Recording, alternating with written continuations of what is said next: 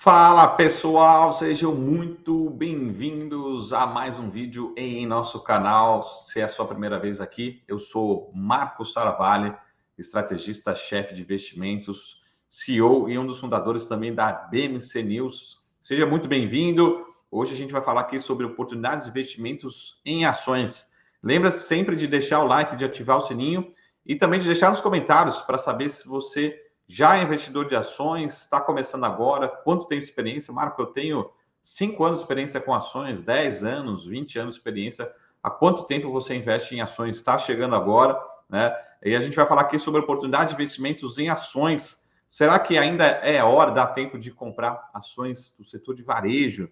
A gente consegue ver aqui na tela o desempenho das ações. Eu coloquei duas ações, da Magazine Luiza, da Via Varejo, da Via 3, né?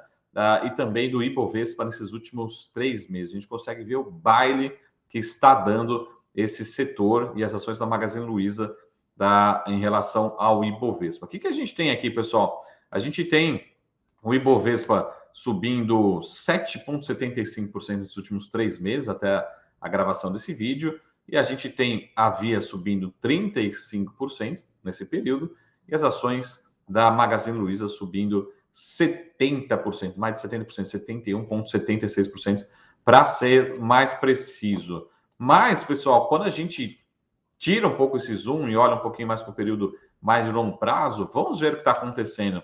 A gente tem aqui no período, nesse ano, aqui as ações ainda em queda, as duas muito parecidas, caindo cerca de 33%, 34% nesse ano de 2022.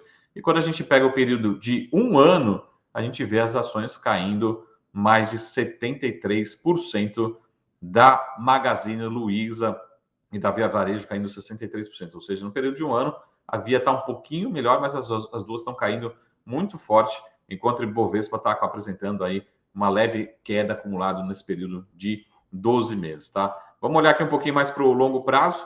Olha só o que aconteceu, essa volatilidade absurda. A Magazine Luiza subiu muito forte ali em 2020, né? A gente consegue ver aqui, e devolveu tudo, né? A Magazine Luiza ainda acumulando alta nesse período, né? Maior do que o Ibovespa, e a Via Varejo ainda num terreno negativo nesses 5 anos. Mas a gente pega aqui no período de 3 meses, né? A gente realmente é isso que acontece. Mas olha só que interessante, na quarta-feira, né? Um dia anterior que a gente está gravando esse vídeo aqui, olha só o que acontece. O Ibovespa fechou numa leve queda de 0,22% contra 3%, quase 4%, 3,83% de queda da Via Varejo e quase 5% de queda da Magazine Luiza. E olha só que interessante, isso aqui é um conceito que eu chamo de beta, né? Marco, o que é beta? Para uma forma super simples. Estou chegando agora na bolsa e queria entender de uma forma simples o que é o beta. Beta a gente pode medir como se fosse a agressividade da ação quando a gente compara com o Ibovespa. Olha só esse dia como ontem, a agressividade que a gente tem aqui. A agressividade dessas ações, o Ibovespa caiu super de lado, super de leve, caiu 0,22%, e as ações caíram 3, quase 4, quase 5%. Então, isso que eu chamo realmente de agressividade dessas ações do Ibovespa. É lógico que em momentos de alta a gente também espera. Marco, o que fez essas ações subirem nesses últimos 3 meses, né? Vamos colocar aqui os últimos 3 meses. A leitura realmente desses últimos 3 meses é que a gente tem aqui, ó, uma alta bastante expressiva de Magazine Luiza. Marcos, você espera que continue andando?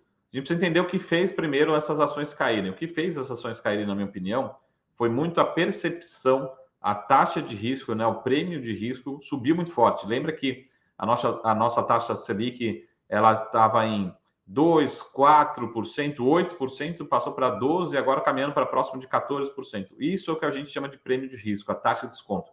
Quanto mais alta, menor o valor justo, menor é o valor presente, né, desses ativos.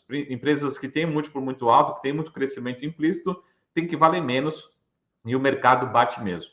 Nem movimentos inversos, que é o que a gente aconteceu agora, pessoal, mas a Selic não caiu, ainda está subindo. Mas sempre a gente tem que olhar para a curva de juros, olha sempre para o pré, né, que a gente chama, para a curva pré, e realmente a curva pré cedeu muito forte nesses últimos meses. Então, julho, agosto, esse começo de setembro, as curvas ainda continuam se comportando bem, e continue impulsionando esses ativos para cima, tá?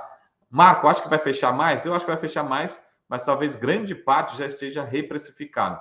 Por isso que eu acho que esse setor ainda pode continuar andando com esse fechamento dessa curva, com essa melhora da atividade econômica, mas parte, né, dessa correlação negativa já esteja bem precificado nesse curto prazo. Lembrando, como a gente viu aqui, nesses últimos 12 meses, ainda está com terreno com resultado bastante negativo, mas olhando para essa melhora do PIB da atividade econômica, talvez melhora da inflação aqui no Brasil, se a Selic continuar realmente fechando, ou se realmente a gente tiver uma Selic, uma taxa de juros menor em 2023, que é o que a gente acredita, esses papéis podem continuar se valorizando, tá? Então a gente vê que grande parte desse efeito aqui no curto prazo foi por conta desse fechamento da curva de juros que aconteceu aqui no Brasil, ou seja, melhores expectativas de inflação para esse ano 2022, trouxe a taxa de juros longa para baixo e acabou trazendo também essas ações para cima, tá? Não é no curto prazo um setor que a gente tem preferência por outros setores, mas acho que vale acompanhar. Lembrando, pessoal, daquele conceito de beta que eu acabei de falar, muita agressividade nessas ações. Em dias de alta podem subir muito forte, em dias de queda podem cair muito forte. Muito cuidado com isso, né? Mas é importante entender o que as companhias têm feito, né? Entender também essa estabilidade, né? Essa estabilização da curva de juros, talvez agora uma expectativa num patamar para 2022, 2023, né? Para o ano que vem, entre 11%, ou seja, deveremos ter um menor custo de capital, deveremos ter um menor prêmio de risco, e essas ações podem continuar uma tendência de valorização, olhando para médio e longo prazo, tá bom? Então, mas na nossa opinião, grande parte desse efeito já está incorporado nos preços das ações, tá certo? Lembre de deixar no comentário se você tem Magazine Luiza, tem Via Varejo, prefere, não gosta de nenhuma das duas, adora as duas, como é que está a sua visão aí para trade para longo prazo? Deixa aqui nos comentários, tá certo? E a gente se vê em breve aqui no próximo vídeo. Até mais, tchau!